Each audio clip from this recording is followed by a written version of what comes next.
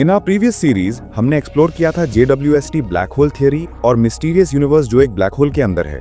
अब तैयार हो जाओ एक और भी बोल्ड आइडिया के लिए, एक मिशन जिसमें एक छोटी सी प्रोब सीधा ब्लैक होल की तरफ भेजना है, जिसका लीड एस्ट्रोफिजिसिस्ट कॉस्मो बैम्बी कर रहे हैं। ये प्लान पावरफुल अर्थ बेस्ड लेजर्स यूज करता है एक नैनोक्राफ्ट को 1/3 स्पीड ऑफ लाइट तक लॉन्च करने के लिए।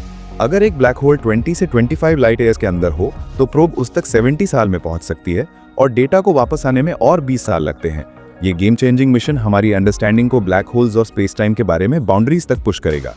इस ग्राउंड ब्रेकिंग कॉन्सेप्ट में और गहराई से जानने के लिए वीडियो को देखते रहिए। इस प्रपोजल के हार्ट में है नैनोक्राफ्ट, एक स्पेसक्राफ्ट जो सिर्फ कुछ ग्राम्स का वजन रखता है।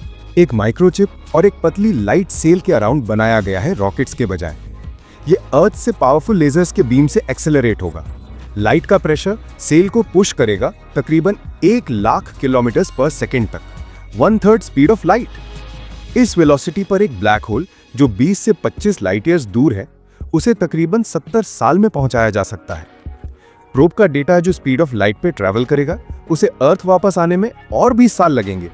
साइंटिफिक ऑब्जेक्टिव्स क्लियर हैं।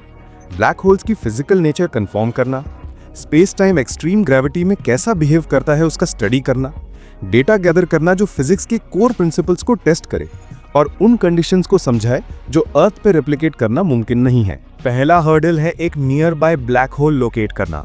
क्लोजेस्ट कंफर्म्ड एक गोया BH1 है जो 1500 लाइट ईयर्स से ज्यादा दूर है, बहुत ही डिस्टेंट। लेकिन एस्ट्रोफिजिसिस्ट्स को शक है कि छोटे और अनडिटेक्टेड ब्लैक होल्स हमें ज्यादा करीब छुपे मिल सकते हैं। नियर बाय स्टार्स के मोशन ऑब्जर्व करना या ग्रेविटेशनल लेंसिंग इफेक्ट्स डिटेक्ट करना एक ब्लैक होल को रिवील कर सकता है जो रेंज में हो।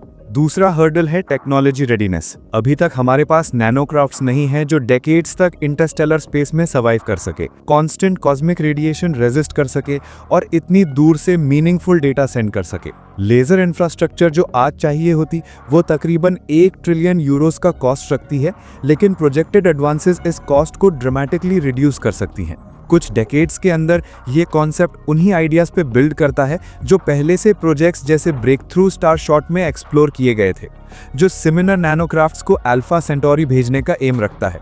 लेकिन ब्लैक होल मिशन उन्हीं प्रिंसिपल्स को और आगे पुश करता है, डिस्टेंस में भी और प्रिसीजन में भी, जो इतने हैजर्डस डेस्टिनेशन तक सर्वाइव करने के लिए जरूरी है।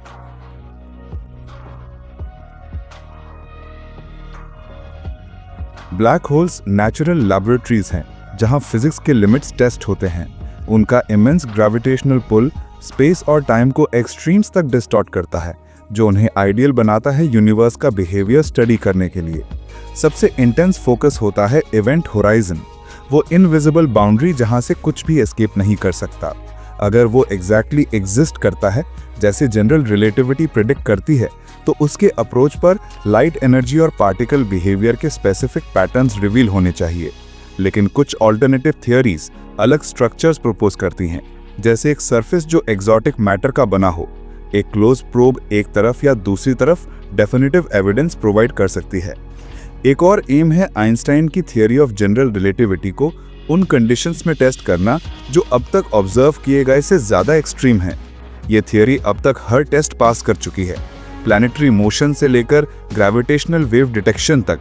लेकिन एक ब्लैक होल के करीब इंटेंस कर्वेचर ऐसे इफेक्ट्स या डिविएशंस एक्सपोज कर सकती है जो हमें कभी नहीं मिले। दूसरी पोटेंशियल डिस्कवरीज में शामिल हैं direct measurement of gravitational redshift और टाइम डायलेशन इवेंट होराइजन के करीब, अक्रीशन फ्लोज और मैग्नेटिक फील्ड्स के इनसाइट्स और पॉसिबल क्वांटम स्केल इफेक्ट्स के डिटेक्शंस जो बाउंड्री पे होते हैं। प्योर साइंस से आगे ये मिशन कई क्रिटिकल टेक्नोलॉजीज को भी एडवांस कर सकता है। लेजर प्रोपल्शन इंटरस्टेलर ट्रैवल को नियर बाय स्टार्स तक फीजिबल बना सकता है, डेकेड्स में मिलेनिया के बजाय। Miniaturised deep space instruments mission cost को लोअर करेंगे और मल्टीपल प्रोब्स के पॉसिबिलिटीज एक्सपैंड करेंगे। रेडिएशन रेजिस्टेंट मटेरियल्स जो क्राफ्ट के लिए डेवलप किए जाएंगे, वो सैटेलाइट्स, स्पेस स्टेशंस और टेरेस्ट्रियल इंडस्ट्रीज में भी अप्लाई हो सकते हैं। इंपॉर्टेंट ये है कि मिशन की वैल्यू सिर्फ कंप्लीशन से टाइड नहीं है।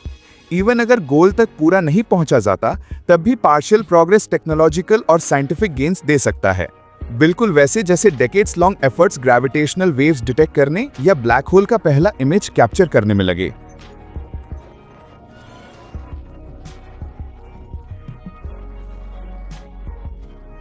सबसे बड़ा चैलेंज है एक रीचेबल ब्लैक होल आइडेंटिफाई करना। अगर 25 लाइट ईयर्स के अंदर कोई ब्लैक होल नहीं मिला तो कॉन्सेप्ट थियोरेटिकल ही रहेगा, लेकिन अपकमिंग एस्ट्रोनॉमिकल सर्वेज जो माइन्यूट स्टेलर मोशंस ट्रैक करेंगे और ग्रेविटेशनल लेंसिंग इवेंट स्पॉट करेंगे, अगले डेकेड में एक टारगेट प्रोवाइड कर सकते हैं। इंजीनियरिंग दूसरा मेजर ऑब्स्टिकल है। नैनोक्राफ्ट को सर्वाइव करना होगा डेकेड्स ऑफ कॉस्मिक रेडिएशन और micrometeoroids exposure. Functional power systems maintain करने होंगे बिना कन्वेंशनल फ्यूल के। इंस्ट्रूमेंट्स कैरी करने होंगे जो एक्सट्रीम ग्रेविटेशनल एनवायरनमेंट्स में यूजफुल मेजरमेंट्स ले सकें, और डेटा रिलायबली ट्रांसमिट करना होगा इंटरस्टेलर डिस्टेंसेस पे। लेजर प्रोपल्शन अरे एक अलग चैलेंज है। एक ऐसी सिस्टम बनाना जो एक नैनोक्राफ्ट को 1/3 स्पीड ऑफ लाइट तक एक्सेलरेट कर सके, ये अनप्रेसिडेंटेड है करंट टेक्नोलॉजी लेवल्स पे। इसका कॉस्ट अभी तकरीबन 1 ट्रिलियन यूरोज है। बैम्बी एस्टिमेट करते हैं कि 20 से 30 साल में एनर्जी जनरेशन, लेजर एफिशिएंसी और मैन्युफैक्चरिंग के एडवांसेस इस कॉस्ट को रिड्यूस करके रफली 1 बिलियन यूरोज तक ला सकते हैं, जो फ्लैगशिप स्पेस मिशंस के बजट्स के सिमिलर है।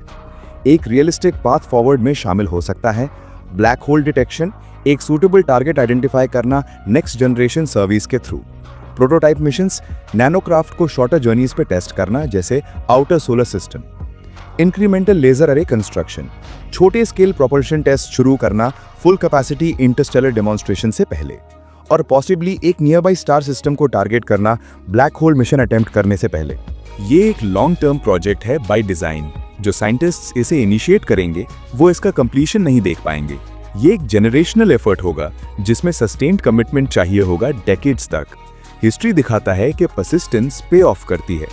ग्रेविटेशनल वेव्स जो 1916 में प्रिडिक्ट हुई थी, 2015 में डिटेक्ट हुई, और ब्लैक होल का पहला इमेज कैप्चर करने में 50 साल से ज्यादा लग गए, जो 2019 में हुआ। अगर सक्सेसफुल हुआ तो ये मिशन पहली डायरेक्ट एक्सप्लोरेशन होगी एक ब्लैक होल की, उन टेक्नोलॉजीज के साथ जो डेवलप होंगी और इंटरस्टेलर एक्सप्लोरेशन को रीशेप करेगी फ्यूचर जनरेशंस के लिए।